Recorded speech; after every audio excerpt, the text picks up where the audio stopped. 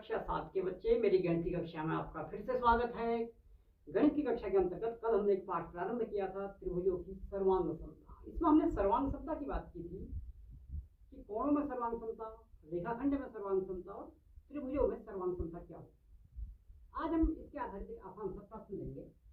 प्रश्न है, यदि सुमेलन ABC और FED के सुमेलन में इसके अंतर्गत त्रिभुज ABC सर्वांग सम है त्रिभुज FED के, तो त्रिभुज के सभी संगत सर्वांग सम भागों को लिखिए।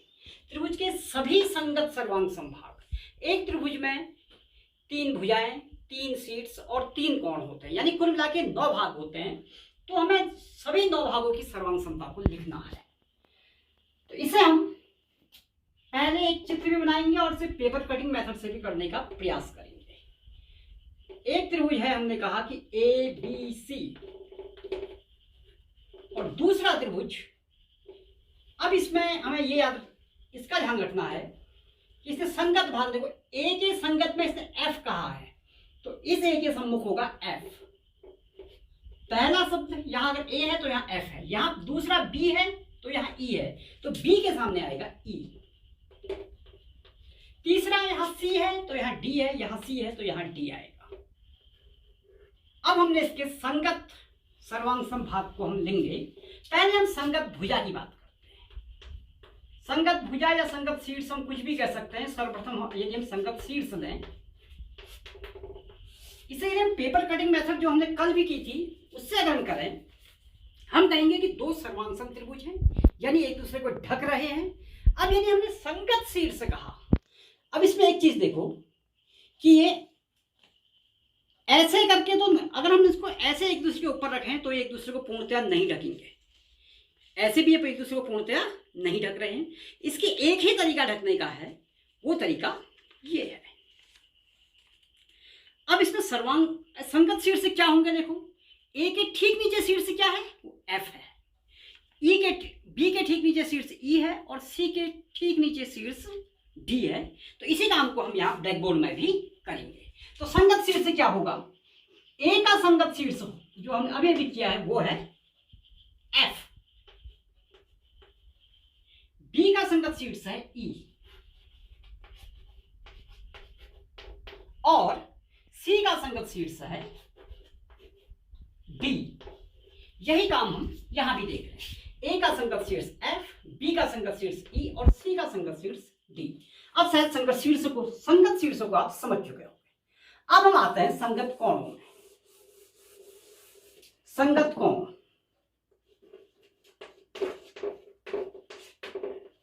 संगत कोणों को भी यदि हम पेपर कटिंग मेथड से ही देखें, तो A का संगत कोण होगा F, A का संगत कोण होगा कोण F, B का संगत कोण कोण E और C का संगत कोण कोण D, क्योंकि ये जब संगत कोण होंगे तभी उसी परिस्थिति में एक दूसरे को ढक पाएंगे।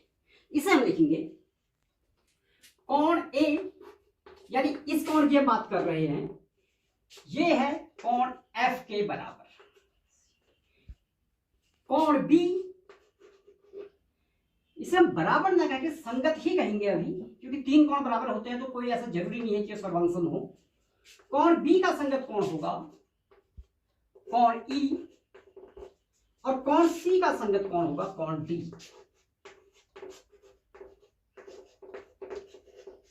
ये इसके संगत कोण है। अब हम बात आते हैं संगत भुजाओं की। संगत भुजा,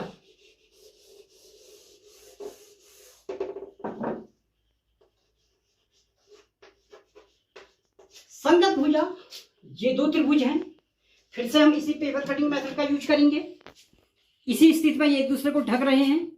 अब यदि AB की संगत भुजा कौन सी होगी देखनी है, तो थोड़ा सा ऐसे खिसका है तो पता चल जाएगा। AB के संगत है FE, AB के संगत है FE, ये यहां भी होगा। AB के संगत होगा FE, यानी AB की संगत भुजा होगी FE। इसी प्रकार AC के संगत भुजा होगी FD, AC के संगत भुजा होगी FD, AC के संगत भुजा होगी FD। यहां भी हम देखें AC और FD संगत होंगे। इसी प्रकार BC और ED भी संगत होंगे।